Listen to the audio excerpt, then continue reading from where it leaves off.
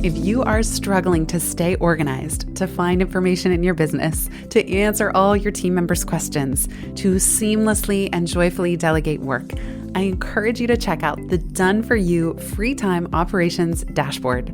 This is an exact replica of what I've discovered over 2 years of building out business systems through Notion, the software that powers my entire business and delightfully tiny team, that has eliminated the need for docs, sheets, Airtables, Evernote, Asana, you name it, it's all together in one place, and I have built this for you. So it is time to stop Frankenstringing your software and services together and move over to the Done For You Free Time Operations Dashboard. You can learn more at itsfreetime.com/dashboard. And as a special thank you for being here, podcast listeners get 10% off.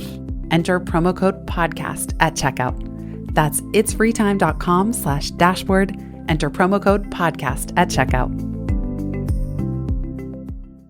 If you just approach someone and ask them like, hey, how much do you read? That's actually a very triggering question. I had to learn very early on in the first year of working on Readwise not to ask that, because that's kind of like asking like, how many times did you go to the gym last week? Or how many calories did you eat last week? So if you're going to build a feature like this, there's such a fine line to making someone feel guilty that they're not doing what they think they should be doing to the point that they'll delete you and rage quit, to actually like uplifting them and helping them establish habits. It's a really hard thing to work on, which is why we haven't done more on it yet.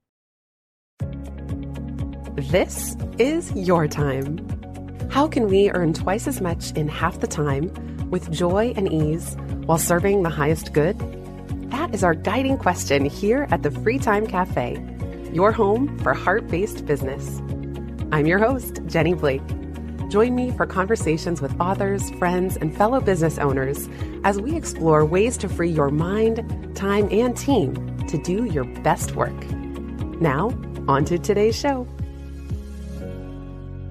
Hello, free timers. Welcome back. I am so excited to be here today with Daniel Doyon.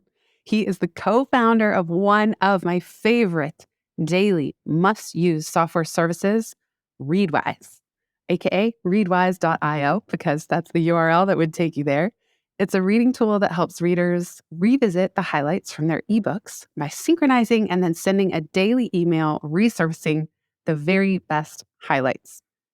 Once the Notion API got released, and then Readwise would sync my Kindle highlights to an epic Notion database, it completely changed the game for podcast prep. I'm eternally grateful to Daniel. He's also an expert in creative real estate acquisitions and partnerships. He's a bibliophile, wine lover, sailor. What does this guy not do? Dan, welcome to the show. Thank you for having me. I'm excited to be here. Thank you for making one of my favorite software services.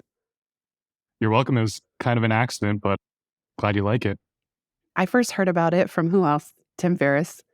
And I wonder if you experienced, because you started this as a side hustle for you. I know you have a co-founder. Did you experience any of the times he mentioned you, the famous hug of death from him sending so much traffic your way? It's a day I'll never forget. The first time it happened, it was back in 2018. We started working on what is now known as Readwise. Probably May 2017 is when we pegged the start date. So we'd been working on it for about 18 months. So this was November 2018. We started in San Francisco, but Tristan, my partner, had moved back to Toronto where he grew up. And he was visiting me in San Francisco. And he left the night before Tim Ferriss mentioned us in his 5 Bullet Friday email newsletter. And I'll never forget, for some reason, my phone was vibrating and I woke up in the middle of the night at like 4 or 5 a.m. Pacific time. And there were all these alerts on my phone with people emailing us saying 500 error, 500 error, 500 error, which is the error that a website gives when it's down. And I actually knew at that moment, I was like, oh, is this the day that Tim Ferriss mentioned us? I run out of bed, open up my laptop, open up our Readwise emails, and see all these emails coming in. And the irony is that Tristan was with me last night, but he had taken a red eye. So he was asleep for about 7 or 8 hours into this thing. And I could not, for the life of me, wake him and contact him to get him to help me deal with this issue. But that being said, it was still a great day. If you look at our chart of cumulative users over time, even though our growth is so much larger than it was back in 2018, so it kind of dwarfs the back time, you could still see this little cliff back in late 2018, which is the day Tim Ferriss mentioned us. A great day for Readwise. Had he given you a heads up? Because I know he's aware that sometimes this can happen for small businesses. No, absolutely not. We've actually Okay. never spoken directly to Tim in our 6 years of working on Readwise, which is kind of funny. But yeah, no heads up. We learned after the fact that he learned about us through a guy named Michael Norman. So, Michael, if you happen to be listening, thank you for this. He was the COO of Rome Research for a period of time. If you've ever heard of that note taking app, now he's doing something else, but he's the one who turned Tim on to Readwise. In free time, I talk about the hug of death phenomenon. Of course, I do mention Tim because it's in a chapter on systems and are you ready for your big break? And then I say, or would your business break? Looking back, obviously, these are kind of the moments that business owners hope and dream for some big break, some mention by Tim Ferriss, Oprah Winfrey. Is there anything you could have done or would have done differently looking back to be ready for a big break should one hit at any given time? It's a good question. My partner Tristan would call that premature optimization in engineering lingo. I think for us, there's no such thing as just one big break. It's just repeatedly getting up in the morning and continuing to move forward. And when you stack enough of these mentions, we've since had like the next generation of Tim Ferriss are some creators like Ali Abdaal, David Perel, Tiago Fort, Matt Ellison. We've had similar instances with those guys. They just kind of stack up, but any one of them by themselves wouldn't have done that much for us.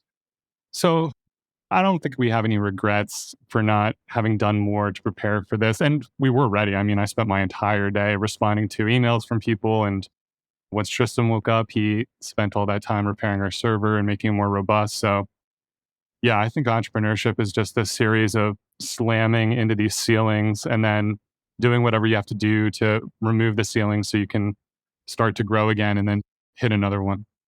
It's such a champagne problem to have. I love how you called it slamming into the ceiling because it's so funny how Tristan calls it premature optimization. That is so funny. But it's like no matter how much you try, you still can't always anticipate the volume or what might break, what could break. Very interesting. Absolutely. Yeah, I think a philosophy of ours has always been do things that don't scale. So when we run into an issue like the hug of death from Tim Ferriss, our solution is more to kind of roll up our sleeves and manually respond to everyone and write personal emails and repair it. And if you do that over a long enough period of time, it really does compound. That's our philosophy for dealing with these things. There are a lot of entrepreneurs who worry too much early on about, well, what happens if this thing explodes? Like, will it scale? There's a meme in engineering, which is like, will it scale or does it scale? And we typically try to run a process until it breaks due to scale. And then we build a new process. That's kind of our litmus test for when we add process. We don't add process until it's broken, which is stressful, but I think it's a good means of allocating resources. On a personal level, it seems like one example of that could be email inbox, or another one, even like appointments on the calendar. Are there other areas where you just had to let it get to a point where something broke and didn't scale, and then you implemented, whether either personally or within the company? Oh, repeatedly. I'd love to know. It's always just what things are you fixing right now? Right now, I'm personally focused, at least in the business, on fixing our customer support process. We actually released our sophomore product in December into public beta. Before that, it was private. So we kind of were able to contain the amount of feedback we were getting. But we launched right before Christmas. And as a result, we're getting approximately 500 to 1,000 emails per day, Oh, which wow. has completely broken our customer support systems and process. So I'm refactoring that right now. There's been a series of engineering processes that were broken, going public with that. Fortunately, we did prepare to go public and anticipate the stress it would put on our servers. We did several kind of stress testing, dry runs or shakedowns to prepare for that, but there have been a series of those as well. We're also at the point as a company where my partner Tristan and I have to start to delegate and become more managers than individual contributors. So adding in a management process and fixing that as well. How do you feel about that, shifting into a more manager role? There are a lot of people who don't like it. We're kind of ambivalent. Tristan and I still do a lot of the grunt work. I think I'd feel better about it if we figured out how to move a lot of the tactical work off our plates. We could spend more time doing so-called strategic work. We've managed to assemble such a great team. Readwise is not venture backed, so we have a little bit of a slower mentality. We're still very ambitious. This isn't like a bootstrapping, like let's live on a beach in Thailand lifestyle business, but we take things a little bit slower than a VC backed business. And it's a very mission oriented business. So we've been able to hire just amazing people who share our mission of improving the practice of reading using software. And the team is so fantastic that it actually is very joyful to work with these smart, intelligent, thoughtful people. You mentioned before we hit record that you're up to about 15 full-time employees. Is that right? Yeah. We also have some people that kind of come and go. I guess this is kind of like a more modern global business, which blurs the lines of traditional full-time employment. But if we look at like true full-time people, it's 15 as of this week. We had a new engineer start this week. And do you have a hiring secret sauce that enables you to bring on these people that you just adore and love We working actually with? do have a trick. I would love to know. I didn't think of it as secret sauce until you asked, but our trick is hiring from our user base. This is one of the benefits of working on a consumer Yes. product. When you work in software, one way to bifurcate things would be to think in terms of consumer, where you're selling to individuals, or enterprise, where you're selling to businesses from startups, small businesses, medium businesses, or large scale enterprises. Consumer is generally regarded as much more intensive, whereas enterprise is more like easy money. But one of the huge perks of consumer is that we can find people who really love the product and just want to work on the product. And as users of the product, in contrast to an enterprise product where you might be making like PDF signing software, which no one uses on a daily basis, it just becomes a lot more fun. I can attest to that because the reason this is even happening right now is that I mentioned Readwise on a podcast. And the wonderful production team, One Stone Creative, they'll send every now and then, they'll say, hey, Readwise, you were mentioned in this episode. Most companies don't write back, but of course you all did. And next thing I know, you're sending a sweatshirt, a t-shirt, stickers, all these good things are happening. And I was just laughing, like, it is clear that everybody's passionate about it, including people like me, including longtime, I wouldn't even call myself a user. Let's just call myself an avid fanatic of your service, that you're part of every day for me. But there's not always a time or an opportunity to interact. So it is pretty special that you have such a responsive team, that they're so excited about it and mission driven. And so are you. And I think we all really feel that in the whole ecosystem. Creators who, make a podcast or blog or videos like you do often talk about their content being like a so-called serendipity machine or serendipity Yeah. engine. Readwise has been a serendipity engine for us as well. And through it, we've met so many interesting people like you or like people who've joined the team. It's been really fun. And it's also for bookworms, right? It's like people who have the patience and love of reading and a love of books. It's just special to connect. And then you've also created a serendipity engine for knowledge, because every day I'm getting 5 snippets that I myself have highlighted. Often I'll grab the one that you throw in there too, because Readwise will say, hey, but if you liked those 5 books, you might like this snippet as well. It kind of just creates a knowledge kernel, as Kay, our mutual friend, would call it, a little knowledge kernel serendipity every day as well. Exactly. I mean, it makes sense in hindsight, but people who read a lot, particularly a lot of nonfiction in kind of a seeking or betterment sense tend to be very interesting people. The serendipity engine is really spun up in a flywheel because of that. Yeah. Oh, I love that. Serendipity engine flywheel. Now we're really cooking with gas. I want to come back to your philosophy of life. But first, I have this open loop around the email volume that I just want to ask you about. When you experience such a dramatic shift and you start getting 500 to 1,000 messages a day, and obviously the current system can't really support that, is that just a matter of, well, once you fix the product that's in beta and you get the bugs out, that volume will naturally decline? Or do you need to invent an entirely new system and process for tackling the inbox?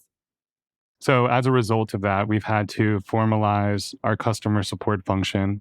Before this event, it was running more casual is not the right word, but we had two team members and myself, and our process was to reply to literally every piece of email we get personally. And then we're also getting contacted through many other channels.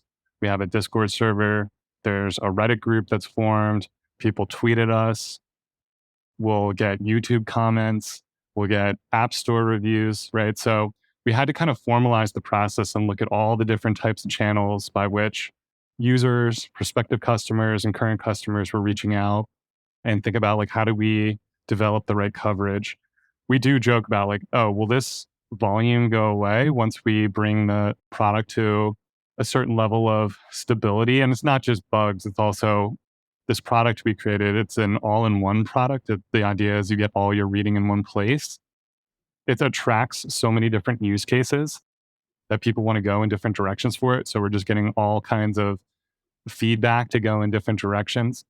I think for this particular issue, not all issues are like this, but for this particular one, it's really going to be like 5 to 10 changes that together enable us to move forward as opposed to just one change. We'll be right back just after this.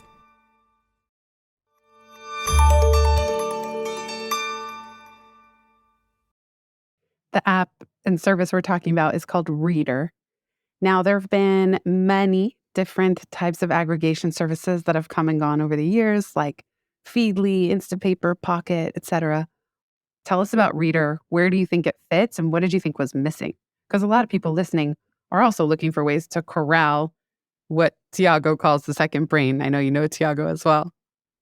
When we started Readwise back in 2017, we always had a long-term vision and intent to build our own reading application because we felt like we wouldn't really be able to innovate on the practice of reading unless we participated in that component of reading. But we knew upfront it was too ambitious, too risky. We followed the business advice of Peter Thiel, which is generally try and go and establish a beachhead in a niche, go very deep on a particular small market that's uncontested, and then use that position to expand from there into a larger adjacency. So for us, we started with not the actual process of reading or the reading experience, but what comes after reading. So we started with taking your highlights and helping you get value from them. One of our flagship features is a thing called a daily review, where you get either an email or an app-based notification. You review highlights that you've read. That really kind of takes the process of reading a book. I'm sure you've heard the meme, like this book could have been a Oh, blog yeah. post could have been a tweet. Like that all nonfiction books could be a 2-page outline, Exactly, but essentially. that's Yes. kind of missing the point. The point is, I pick up this book every night for 30 days. I analyze the same ideas from different angles using different examples.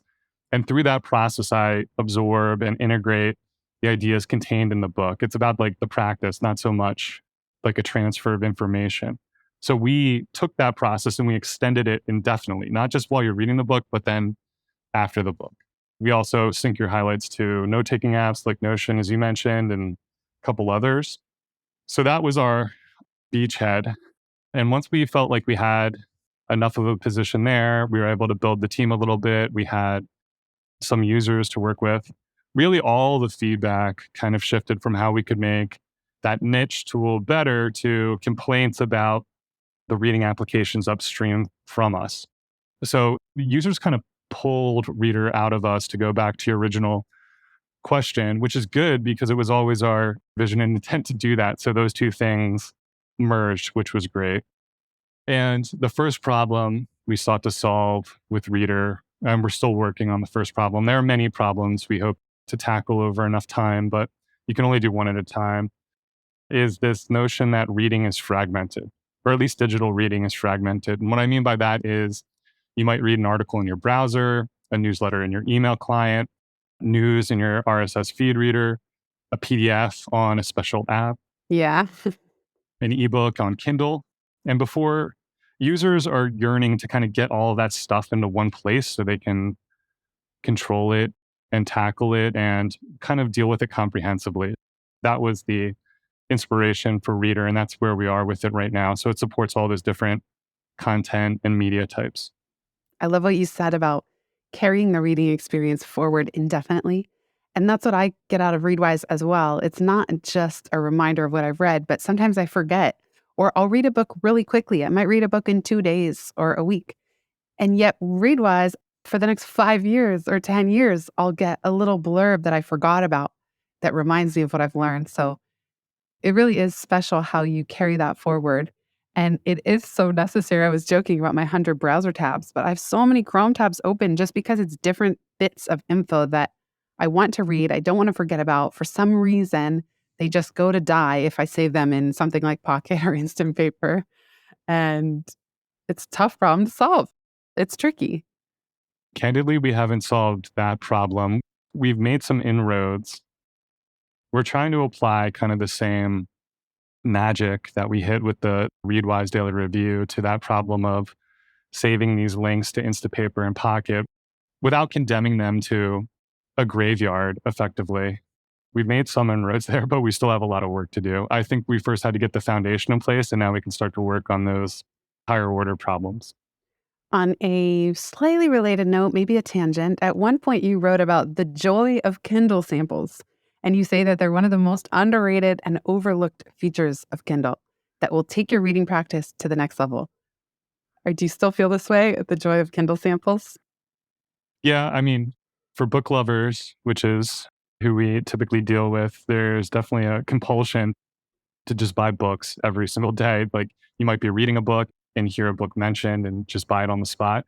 Kindle samples can give you that spark of joy as if you'd bought it without actually buying it. And then when you're trying to decide what to read next, it's effectively the same of kind of like looking at the 20 books on your nightstand stacked up. You can get into it and then you can start reading. And a lot of people ask me, like, how do you read more? And my advice is always, or I ask them, like, have you ever had the experience of like picking up a book that you couldn't put down? Which everyone has had that experience. And for me, that's the intersection of like the right book at the right time. So when you start reading a Kindle sample, if you find yourself kind of whisked to the end, just buy it and then you'll read the whole thing. And that helps you read more because you can like hop around and find that right book at the right time. And just making it effortless is the best way to read more. It's so true, that feeling of getting whisked to the end of a Kindle sample. I love how you put that.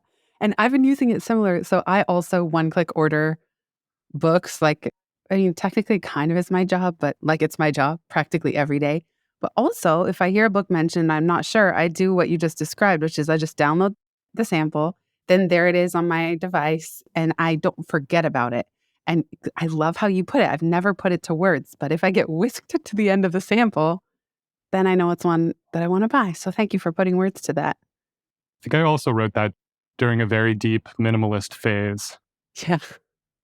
At one point in my life, I quit my job, sold all my things, and backpacked around the world. And through that, I had to let go of maybe like 1,000 books, which was one of the most painful categories of possession to let go of. And so I felt like Kindle samples also kind of prevented that kind of attachment and maximalism. How do you currently decide what books to read? Is it just pure serendipity? Do you have a method to your madness? Me personally, this is very different than Tristan. Tristan's much more, my time on earth is finite. I have to be very judicious with what I read. I don't want to make a mistake here. I am much more free flowing. I just decide by whatever kind of catches my attention. And going back to that right book at the right time, whatever I can make it effortless with. Do you find any atrophy in your attention for reading books? Because I ask that because I am, which I find terrifying because I've loved books my whole life since I could read. And wild world we're living in the era of like TikTok pace of consumption. How about you? Are you finding any impact on your attention span, or has yours stayed pretty steady? No, absolutely. I've been feeling it. I don't know about you, but it's been really exacerbated post COVID.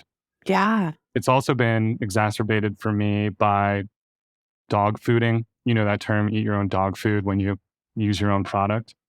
With dog fooding Reader, which right now you can really only read on an iOS device or an Android device. So we don't have an e-ink device yet. There are some Android based e-ink devices where you can install the app and kind of unplug, but trying to read a book on my phone is psychologically very hard because there's always that like itch or that that's tingle in the true. back of my mind to check Slack or go on Twitter or look at my email.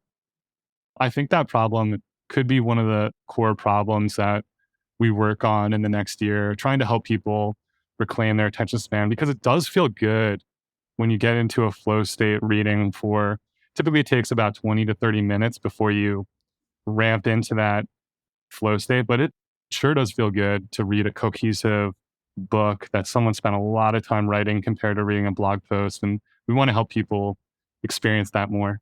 Yeah, it is such a great feeling to get lost in a book or have a page turner like Nick Bilton writes such good page turner books. Is there any you've read recently that gave you that feeling? Fiction or nonfiction?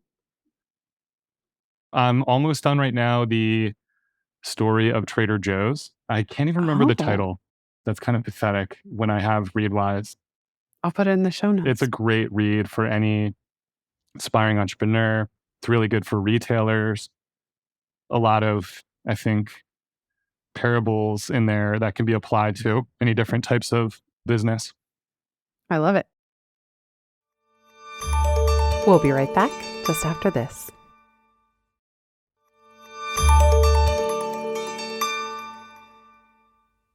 I'm really obsessed by true crime about criminal underworld enterprises that would be as big as Amazon if we knew about them, and we would have celebrated the founders if we knew about them. It's a very weird niche. I can't stand true crime about like murdering women because I wouldn't sleep at night, but I'm going to put some of my book recs of page turners in the show notes. Is that a specific book or that's a I have genre? a couple. It's like my own invented genre. So there's books like Dreamland, Sam Quinones. He writes about basically the Uber for heroin, for the heroin trade, and also a decentralized network of dealers where no matter how many you would take out in the US, there will always be more coming from this one tiny town in Mexico because it's a decentralized organization. Then I read a book called The Mastermind about this guy that just built this massive business, a verticalization of prescription pill mill type things. Ended up like pivoting into guns and the gun trade, really wacky stuff. And for some reason, these books, I find them just absolutely page turning fascinating. Of course, The Silk Okay. Road, that was the Nick Bilton one, American Kingpin. Silk Road one I read. Yeah, they're like business books, but it's a part of business that you don't hear about. And yet they're every bit as savvy, if not more so. Not that I'm celebrating this level of criminality or violence or any of it. It has a horrible impact on society, but they're more invisible. They're not in the press every day. And I find it very, very interesting. And of course, I love reading when they get caught. Have you read Dr. Dealer? No. That's a page Oh my turner. gosh. That's Yes. by the Mark Bowden who wrote Black Hawk Down and a bunch of other books. Oh, all right. It's going in the list. You can hear me, Dr. Dealer. This will be fun. We should just do a podcast on page turners to combat our atrophying attention. I notice that when I'm preparing for a podcast guest, I have pressure because if they've written a book, I want to read their entire book before I talk to them. And that's a little bit of a forcing function that when my attention is otherwise elusive, which I also have noticed a big drop during the pandemic, probably because my stress levels were higher and post pandemic, but I need something. So when I have a podcast guest, I'm able to reconnect to the love of immersion, just as you described. But it's almost like I need a reason, or the book has to be such a pure page turner, like the ones we just threw out there, that will really get me. The competition for your attention is at all-time high, and books have not really kept up. Yeah, like I'm not even on social media. I barely go on YouTube for this reason. And so I think the reason I bring it up is just, even for me, I feel I'm doing everything I can to maintain focus, deep work, pockets, you shout out to Cal and whatnot. And still I'm struggling. I feel like I'm like my fingertips are gripping the side of a mountain and one is popping off at a time. One of the funny things working on software or features within software to help people read more, this will make sense when I explain it, but it's not something you would anticipate up front, is reading is very guilt-inducing. At least the type of reading we're talking about here, not necessarily reading, say, like Harry Potter or something. So if you just approach someone and ask them, like, hey, how much do you read? That's actually a very triggering question. I had to learn very early on in the first year of working on Readwise not to ask that, because that's kind of like asking, like, how many times did you go to the gym last week? Or how many calories did you eat last week? Interesting. So if you're going to build a feature like this, there's such a fine line to making someone feel guilty that they're not doing what they think they should be doing to the point that they'll delete you and rage quit, to actually like uplifting them and helping them establish habits. It's a really hard thing to work on, which is why we haven't done more on it yet. That's so interesting. What interesting dynamic, right? And then there's the public facing, what are you reading, like Goodreads, but we don't always want to share publicly what we're reading. If it's like some self-help book about a neuroses I'm going through, I don't post that publicly. And then you also have the New York Times book review. There's the by the book interview section, and you can just tell that these people feel the pressure to put the most hoity-toity book that they can conjure of what are you reading right now? Yeah, There's a virtue signaling component. exactly. That's so interesting of just the psychology of even talking to each other publicly or how an app might make them feel, them being all of us.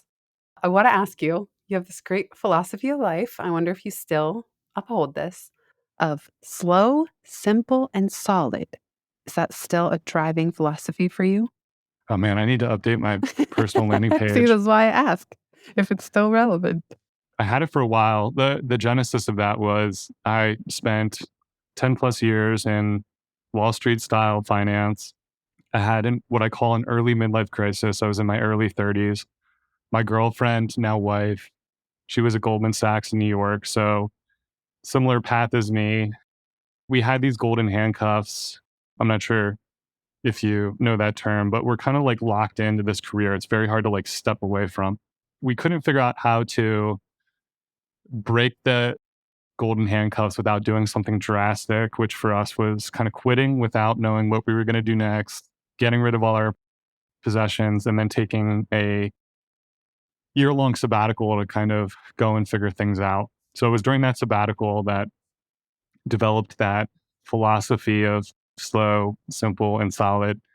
This is so cheesy and corny, but we were actually at a 10-day silent meditation retreat in the middle of Thailand when at the end of that, that's when I kind of like codified that, lived by that philosophy for a good 1 or 2 years.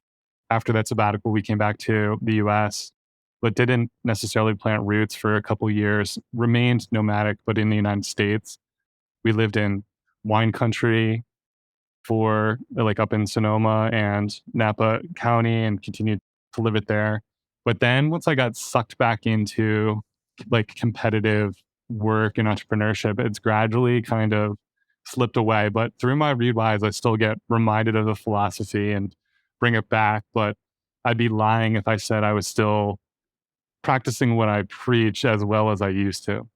I wanted to ask you about that because you did mention that Readwise is not by design a lifestyle business. It's not just for you and Tristan to work as little as possible, but travel around the world. And I love that you and your now wife had that experience. How do you blend being a mission oriented company? You know, haven't taken outside money. I don't know if you want to go public, but how are you finding this kind of happy medium if you're not in as extreme of a slow, simple, and solid? You are in the business realm. It is intense. You are building a more complex team than you once had. So, how do you still, I guess what I'm winding way of asking, how you and Tristan still take care of yourselves and the culture of the company, knowing it's not a lifestyle business, and yet maybe not also wanting to create some kind of insane churn and burn culture that's going to burn everyone out? Well, Tristan and I are very invested, so we actually don't have good work-life balance. In fact, for the longest time, I worked in an office building, like had to dress up in the morning, which I hated, had to wake up on a fixed schedule, would work like very long 60 to 80-hour weeks. And so I yearned for like a freer lifestyle, which we now have. Like I can wake up whenever I want. I don't even own a dress shirt or like a suit anymore that fits. But what happens is a business like this, it like weaves itself into your life such that there's like no solid separation.